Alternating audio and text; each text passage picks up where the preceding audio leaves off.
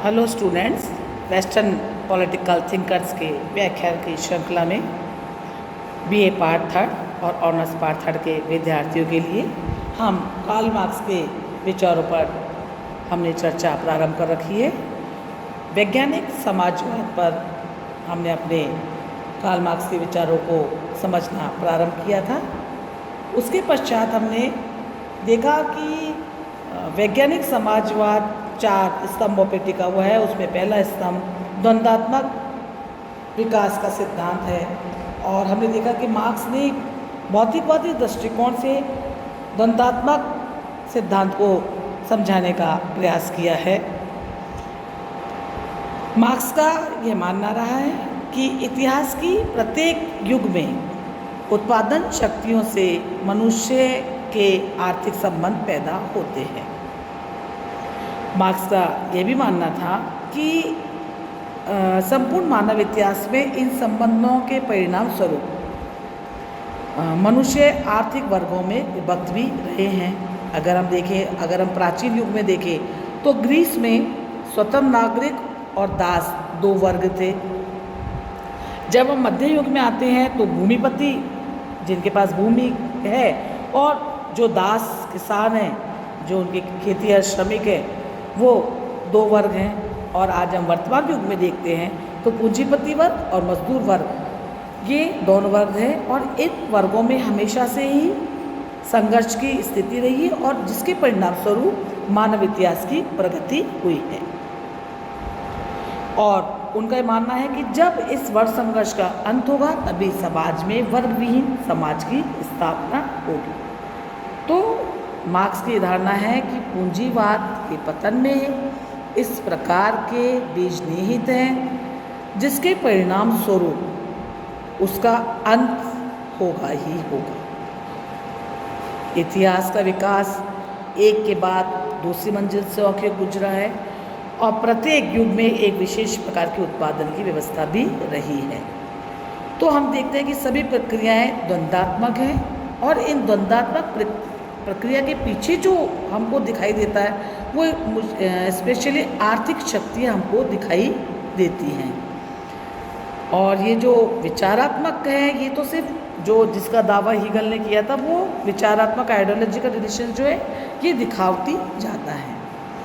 तो मार्क्स ने अपने द्वंद्ववाद में गुणात्मक परिवर्तनों के द्वारा क्रांति का औचित्य सिद्ध किया है। मार्क्स का ये मानना था कि मात्रात्मक परिवर्तन के स्थान पर तीव्र गति से अगर गुणात्मक परिवर्तन होंगे तो इसके द्वारा ही द्वंद्ववाद के लक्ष्य को हम प्राप्त कर पाएंगे, क्योंकि शोषित वर्ग जो है वह शनय शनय उन्नति न करके जब क्रांति के रूप में तीव्र गति से परिवर्तन करेगा तभी समाज के अंदर क्रांति होगी और इस प्रकार की जो क्रांति होगी ये बहुत उचित और न्यायसंगत होगी। तो मार्क्स ने पूंजीवाद से मुक्ति पाने के लिए शोषित वर्ग को इस बात के लिए तैयार किया और उन्हें बढ़ने के लिए क्रांति को अनिवार्य भी ठहराया।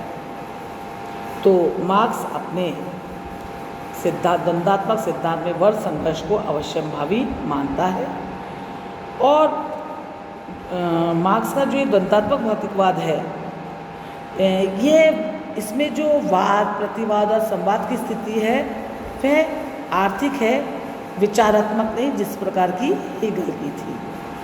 तो यहाँ मार्क्स के द्वंद्वात्मक भौतिकवाद का एक क्लियर लक्ष्य भी है कि वह एक ऐसे समाज की स्थापना करता चाहता है जिसमें ना कोई वर्ग भेद होगा ना ही कोई शोषण होगा और अंत में एक क्लासलेस सोसाइटी की स्थापना होगी और यहाँ पर आकर के वर्ग संघर्ष की जो ये द्वंद्वात्मक प्रक्रिया है यह रुक जाएगी।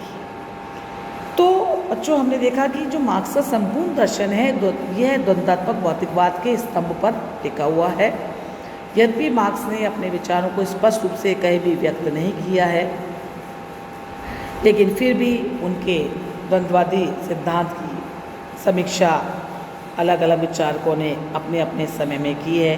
कुछ विचारकों स्पेशली वेपर का ये मानना है कि द्वंद्ववाद की जो मार्क्स की धारणा है वो बहुत ज़्यादा अस्पष्ट है, क्योंकि मार्क्स ने इसको कहीं भी क्लियरली स्पष्ट नहीं किया है। उसने यहाँ पे यह बताने का प्रयास नहीं किया है कि पदार्थ किस प्रकार गतिशील होगा वह भौतिकवादी स्थितियों को भी नहीं समझा सका है।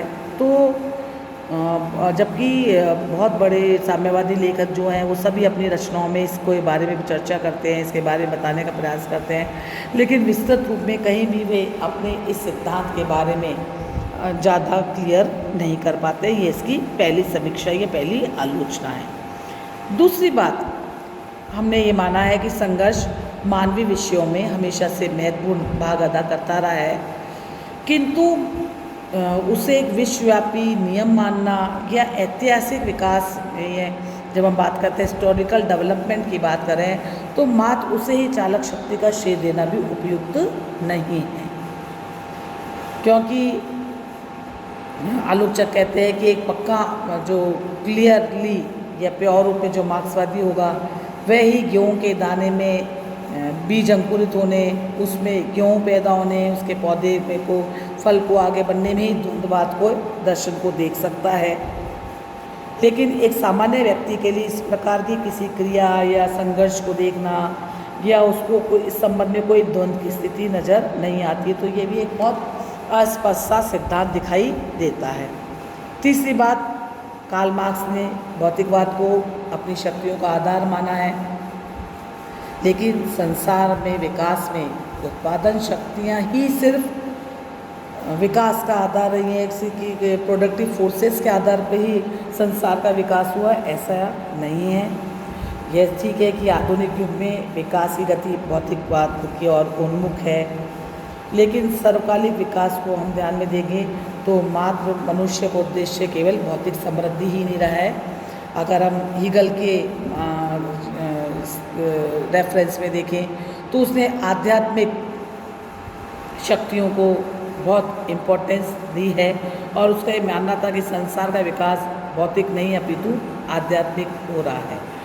तो हम यहाँ इन दोनों को ही एक बहुत ऐसे ध्रुवों के रूप में देखते हैं जो एक्सट्रीम्स के आधार पर संसार के डेवलपमेंट के प्रोसेस को समझने का प्रयास कर रहे हैं।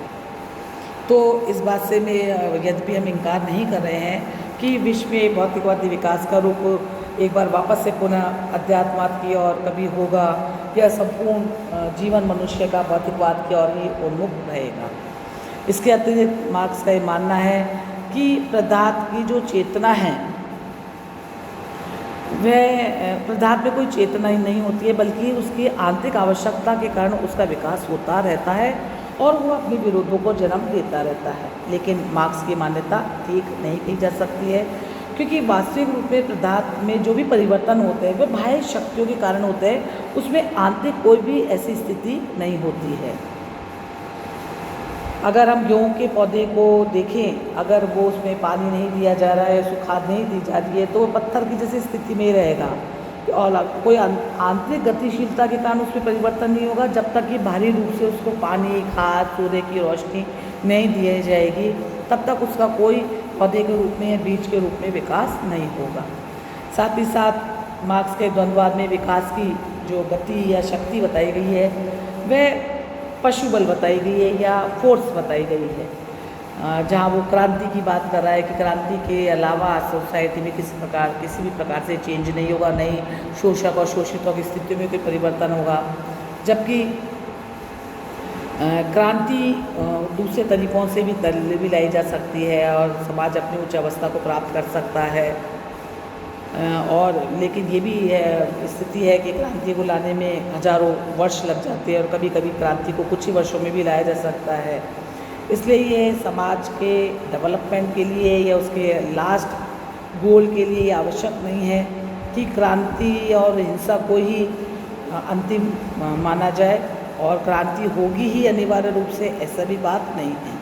तो हम देखते हैं कि कार्ल मार्क्स का जो द्वंद्वात्मक भौतिकवाद की जो व्याख्या है वह बहुत कठिन और क्लिष्ट दिखाई देती है। विचारकों ने इसको अलग अलग तरीके से समझने का प्रयास किया है। नेक्स्ट व्याख्यान में हम ये देखने का प्रयास करेंगे कि जो सेकंड पिलर है वैज्ञानिक समाजवाद का, इतिहास की भौतिकवादी व्याख्या मार्क्स ने किस प्रकार से की है, हम उसी टॉपिक को समझने का प्रयास करेंगे, मटेरियलिस्टिक इंटरप्रिटेशन ऑफ हिस्ट्री। तो बच्चों अभी तक आप ये समझ गए होंगे कि कार्ल मार्क्स पर 2 नंबर के, 4 नंबर के, 16 नंबर के क्वेश्चन किन किन टॉपिक्स में से आएंगे, और हम एक एक टॉपिक को बड़े बड़े रूप ले रहे हैं जो 20-20 नंबर के रूप में भी आ सकते हैं, और इन्हीं में से किन्हीं कोई पॉइंट उठा के, कोई कोटेशन के आधार पर 2 नंबर या कोई विशिष्टों के आधार पर 2 नंबर और 4 नंबर के आपके क्वेश्चन बनेंगे। कल की क्लास में हम इतिहास की भौतिकवादी व्याख्या पर चर्चा करेंगे। धन्यवाद।